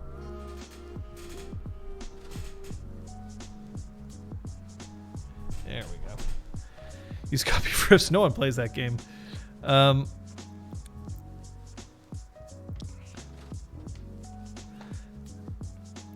How to fix it: run a game of D&D where all skills and class things are available. Level up as a rogue. Grab a fireball. Sure, it breaks the balance, but it certainly make it fun. I should buy one of those salt shotguns made for killing insects. Ah, shit, it's gone. Oh, no. Okay, I see it now. I was like, oh no, it's because it's actually behind my softbox right now, so.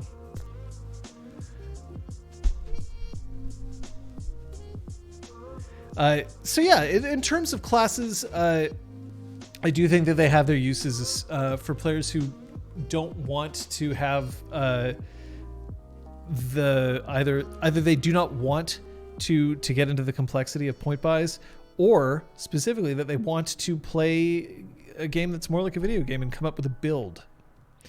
Is it the worst idea or best idea to bribe the GM with food? I have admitted on this stream in the past that there was at one point I was handing out experience for food. This was during a time where I did not have money and I needed food. But the problem was, of course, that I was, instead of actually earning the food in appropriate ways, I was earning it by handing out experience, and this was a dumb idea and I should never have done it. Never, ever, ever, ever, ever. But I do think that it is important to keep your GM happy, and food is a good way of doing that. I am somebody who is an absolute support of supporting your GM. And by supporting your GM, I mean that all too often I see that the GM is the one who has to shoulder too much of the responsibilities. Things like the GM organizes when the game will be played. The GM is the one who has to do the hard work of researching the rules and understanding the rules so that they can teach the players. The GM is the one who has to buy all the rule books. The GM is the one who has to get the extra materials for players who don't have the materials already. The GM is the one who has to provide the space to play. The GM is the one who has to provide the preparation, and people contact the GM at all hours between sessions to get things done and whatever. And I believe that GMs often put in enough work that it is worth it to support them. And if one of the ways that you can support them is by, kicking in for their snacks or their dinner, or occasionally picking up the cost of a rule book that they can use, that's great. One of the best gifts a gaming group ever gave me was a source book, because they said that they wanted to play with stuff in that source book, but they thought that it wasn't fair if I didn't own the source book, so they bought it for me. And instead of me having to be like, well, I guess I'll have to go and buy it, or them buying the source book and then lending it to me so that I could kind of understand it but not have access to it, which would make it a bit harder for me to run that, they actually went out and bought me the book, and I thought that that was very kind of them, and it worked out quite well. So, also as a GM, do not date your players.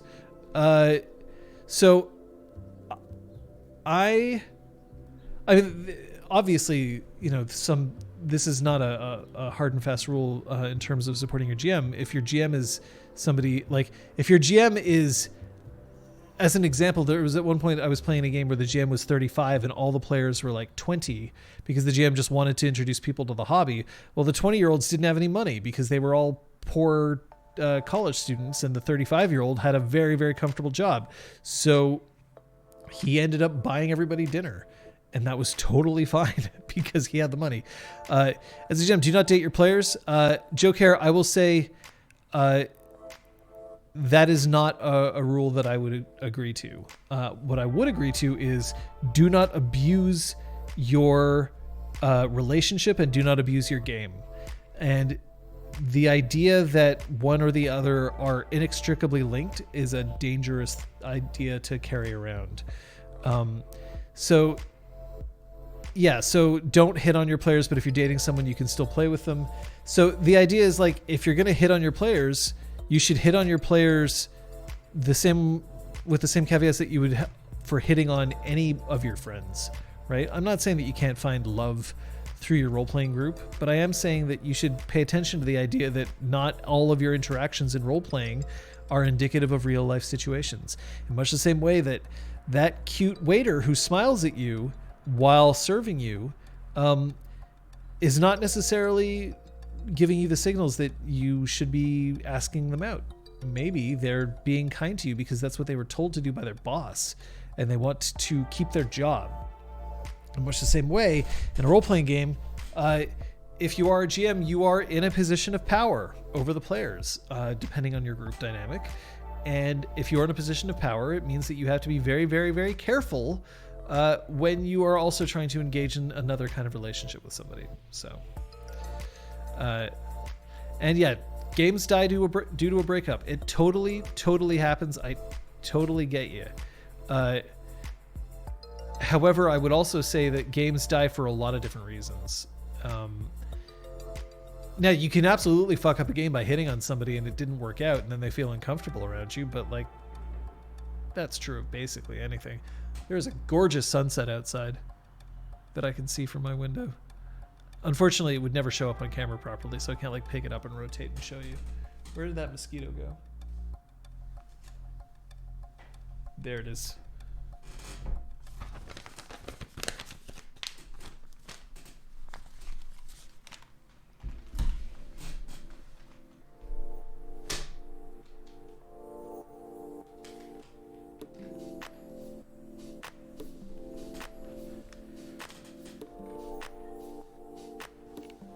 I told you were going to witness a murder.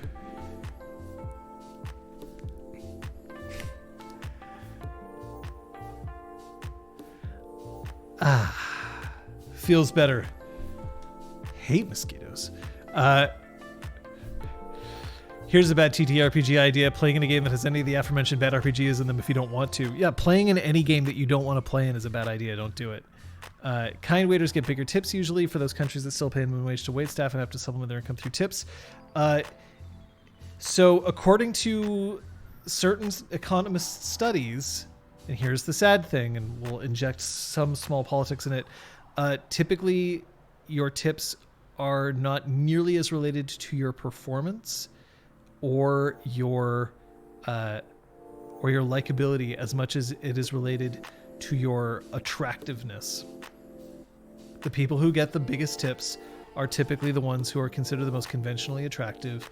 Women get better tips than men, and blonde women get more tips than brunettes, and your body size makes a huge difference, sadly. And of course the venue in which you're serving, right? Like if you're working in a restaurant that is $100 a plate, you're going to get tipped more than if you're working in a restaurant where it's $10 a plate. So yeah, so thanks, Joe, for showing up. That was fantastic. Welcome to the Discord. We'll be glad to see you around. But yeah, it is unfortunate because there is the perception that if you work really hard, then you can get better tips. And the reality is that you don't actually make significantly more tips than anybody else who works in the same restaurant as you, just by being polite. You are way more likely to get better tips if you are hot.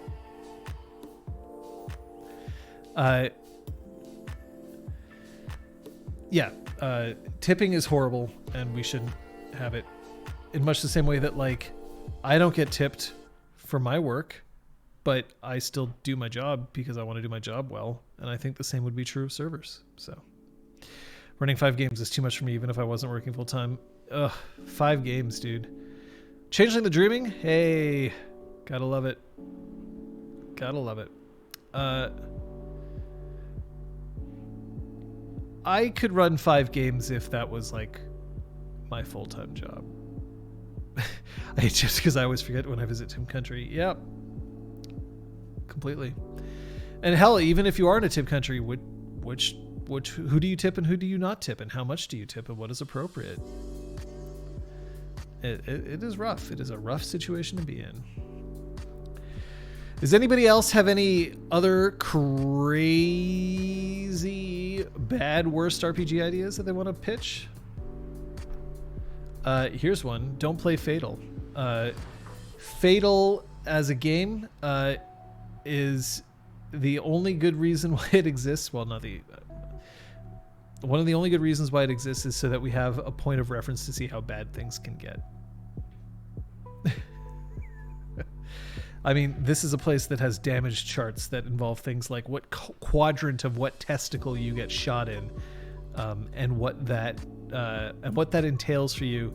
This is a game where, very specifically, if you decide to play a female character, then you are given worse stats across the board. It's terrible. Don't play it. How about basing a gamer campaign around being the bad folks? I think that you absolutely can. I think that it also depends on your definition of bad. Star Wars Reach is about people who smuggle. Smuggling can be seen as bad. Remember that a lot of it is context. In the same way that I could say that Star Wars is about some plucky freedom-loving folks deciding to take down fascism, I can also say that it's about a group of terrorists who disagree with the world government and end up killing thousands and thousands and thousands of people and blowing up structures because they have differing political beliefs, right? And I guarantee you that if the Rebel Alliance all spoke with a certain accent, then people would see them very differently, right? So a lot of it is context. But if you want to run a basic campaign about being the bad folks, I think you absolutely can. I do think, however, you have to make sure that that's what everyone's interested in doing. And I think you also have to make sure that you still have goals in mind. If it's, I want to eventually conquer the planet, then great. But only if that's the sort of story that everybody's interested in seeing. Because it's not very fun to be evil when other people are trying to be good, and there's this constant arguing between the two of you. It doesn't necessarily feel good if there's player dissonance as opposed to character dissonance. Omnipotent characters may be a bad idea. An omnipotent character. Yeah, the thing about an omnipotent character, though, is that that's what technically all of a storyteller's characters are omnipotent if they choose to make them so. Right? Like, the thing about omnipotence is that omnipotence only becomes interesting when you limit it. As an example, the Q in Star Trek, as much as they may claim to be omnipotent, they have their own restrictions, and they have their own rules, and they have their own foibles, and that's what makes them more interesting characters, because they have weaknesses and flaws and restrictions. And that's what players have to realize, is that without restriction, you are also without drama.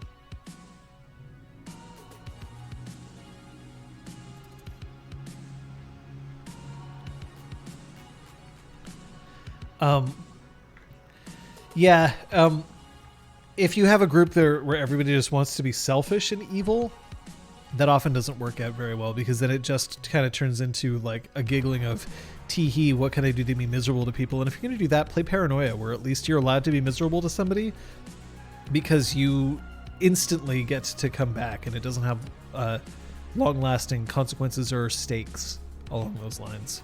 So that is a thing to keep in mind for that. Superman needs kryptonite. Superman needs kryptonite. Superman is, in fact, part of the issue that a lot of people have with DC superheroes, and it's one of the things that I have a problem with DC superheroes quite a bit, is that DC superheroes are gods and Marvel superheroes are not. They are essentially Marvel characters are humans who have been given additional powers, whereas DC characters tend to be people who are so powerful that they become hard to relate to. And they tell different kinds of stories, which is fine, and there's definitely room for both kinds of those stories, and I've definitely enjoyed them. But the issue is that Superman, Batman, and yes, Batman is a godlike character, no matter what anybody claims. He is not a normal person. He is, in fact, the most powerful DC character there are. And thank you, Obolin de Quejo. Let me try that again. Obolin Hade Keio. I'm probably butchering that pronunciation, but thanks for the follow. It's Portuguese. Well, then I'm definitely butchering the pronunciation, and I apologize. The thing is that Batman loses not because he has to find weaknesses. Batman loses because the story needs him to lose for a little while, and then he will eventually win. Same with Superman, right? Like Superman has established weaknesses, but if one of his established weaknesses is like kryptonite, well, kryptonite isn't really a weakness so much as it's just an off button that the writers can push when they need it to. Superman becomes a way more interesting character when you have to deal with the ethics and morality of being Superman. So Aquaman is more powerful than Superman anyway. It is true. It is absolutely true in a lot of ways. Aquaman is more powerful than Superman, depending on who's writing, obviously. But that's why I absolutely don't like Batman as a concept. I think that there are individual Batman stories that are great, but I don't like Batman as a character because I think that he has the superpower that bothers me the most, which is editor fiat.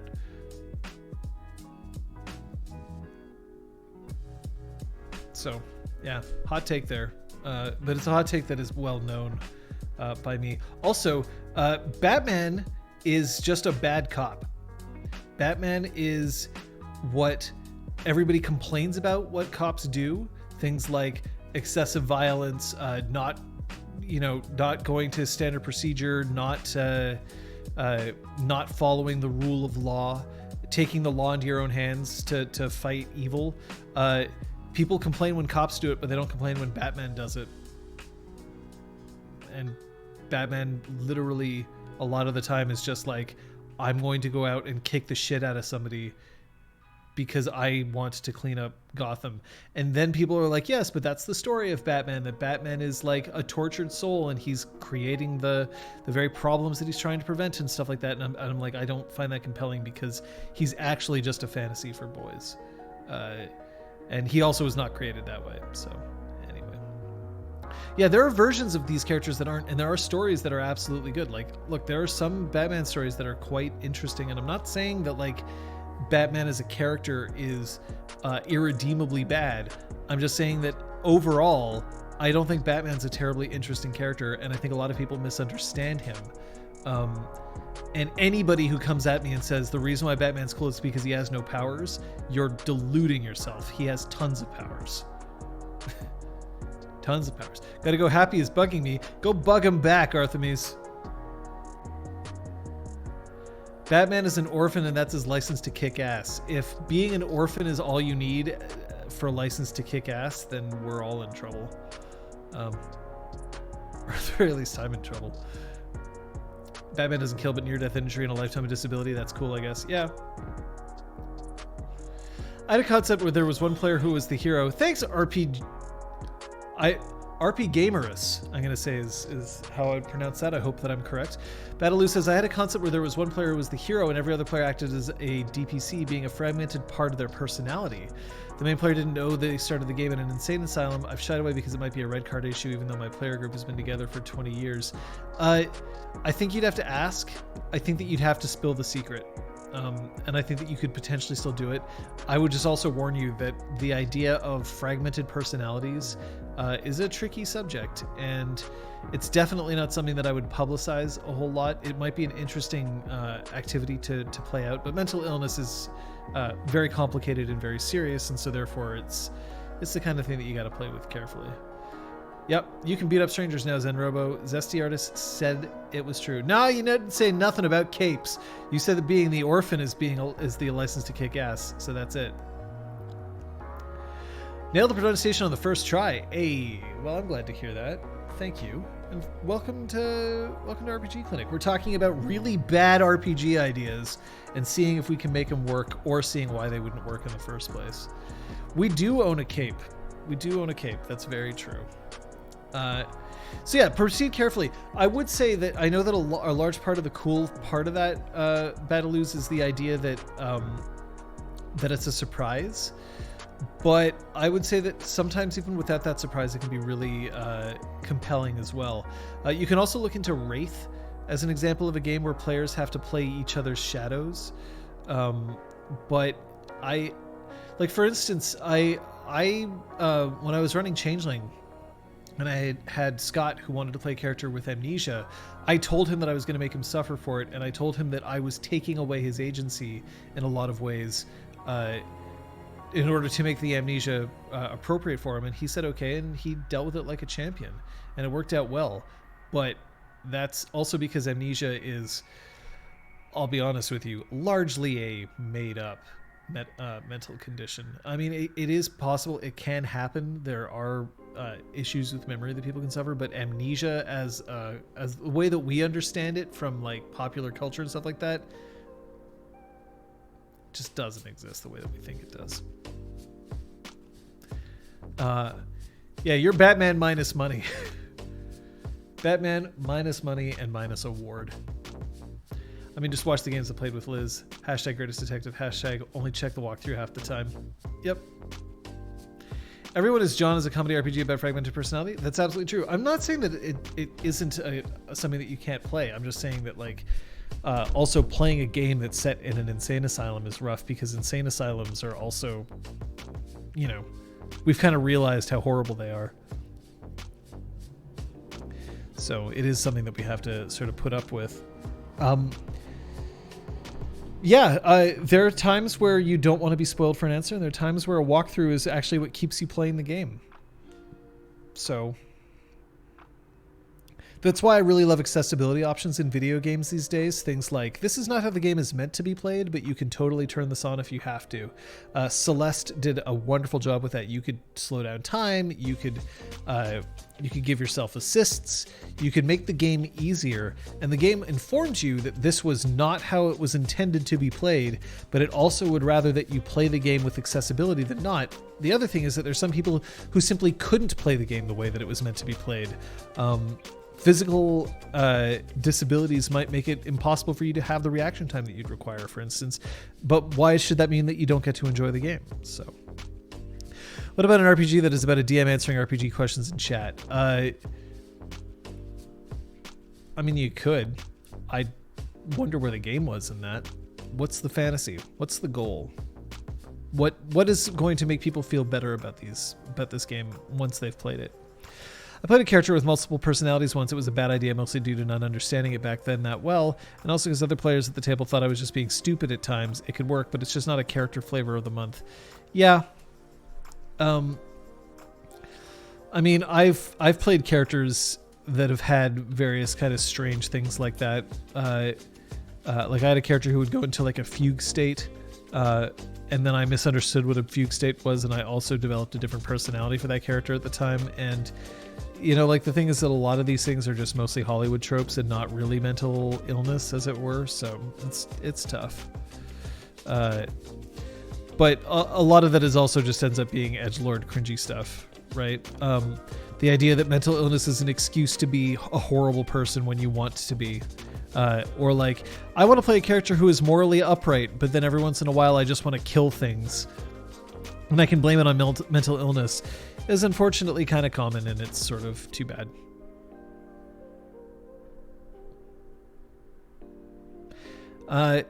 We're coming close to the end of this RPG clinic. If there are any other questions, or if there are any questions that are outside the topic that we had today, that I would love to hear them while we're on our way out. Dissociative personality disorder is a very real thing and very much misunderstood disorder due to Hollywood. Absolutely.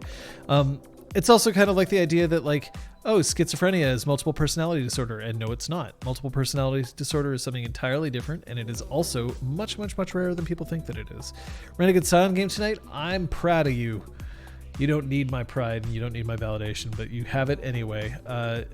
Scion remains an interesting game that I sadly cannot stream.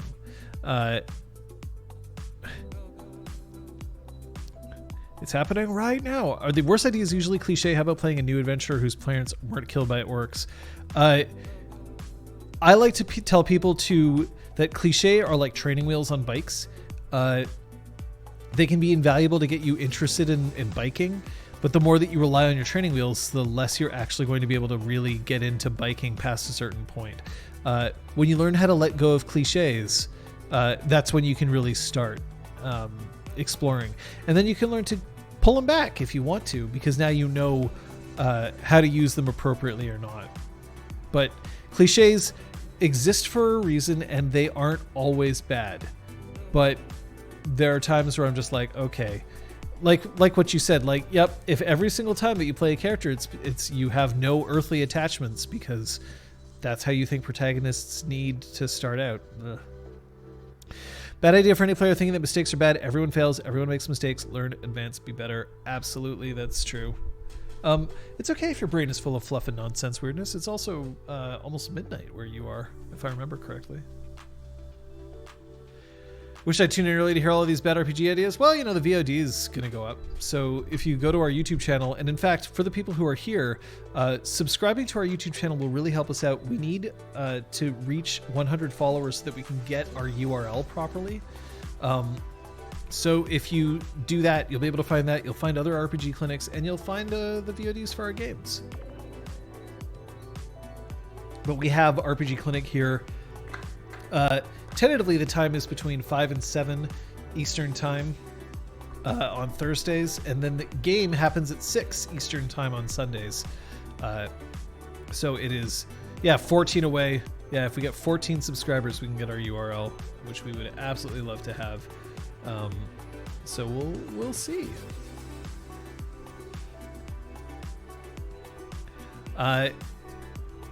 subbed on the tube. Thanks, Bataloos. That's super appreciated. I know that it sounds like awful when people are like and subscribe, but it actually does make a difference.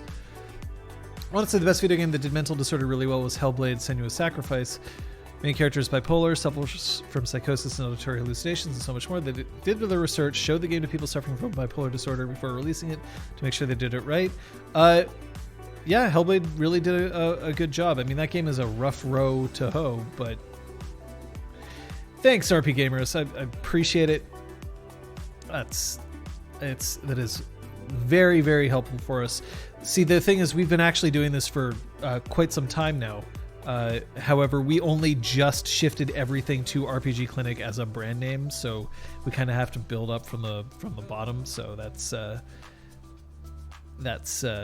something that really helps us out. Yeah, I really enjoy this clinic, and it's been great to hear a lot of bad game ideas. I love hearing bad game ideas. So we'll make sure that we keep doing it. Remember that that's next week, Thursday, 5 to 7 Eastern time, that we will come up with another RPG Clinic. If you have a topic idea for it, or if you just want to talk about RPGs, the best place to do that is on our Discord. The link is on that link tree, and I'm sure somebody else will throw that Discord link in there as well. If you want to see us play, I run, currently I am running Star Wars Edge of the Empire. The campaign is called Star Wars Reach, and it is a game that I run with Elizabeth, Kate, and Scott. That is on Sunday, 6 p.m. That's also on this channel. The Discord's a good place for you to find that out. Bataloos just landed in here. Thanks so much for joining that Discord. It's really appreciated. And hey, the reason why we appreciate it is because then you get to... we get to have you around, and honestly, the community is the best part of this, so thanks so much. Folks, I am going to go and grab me some dinner, because that sounds like a good thing for me to do. Mostly, though, I just want to make sure that all of you know that if you are having fun in your game, you're doing something right. Just make sure that everyone else is having just as much fun as you are. See you next time.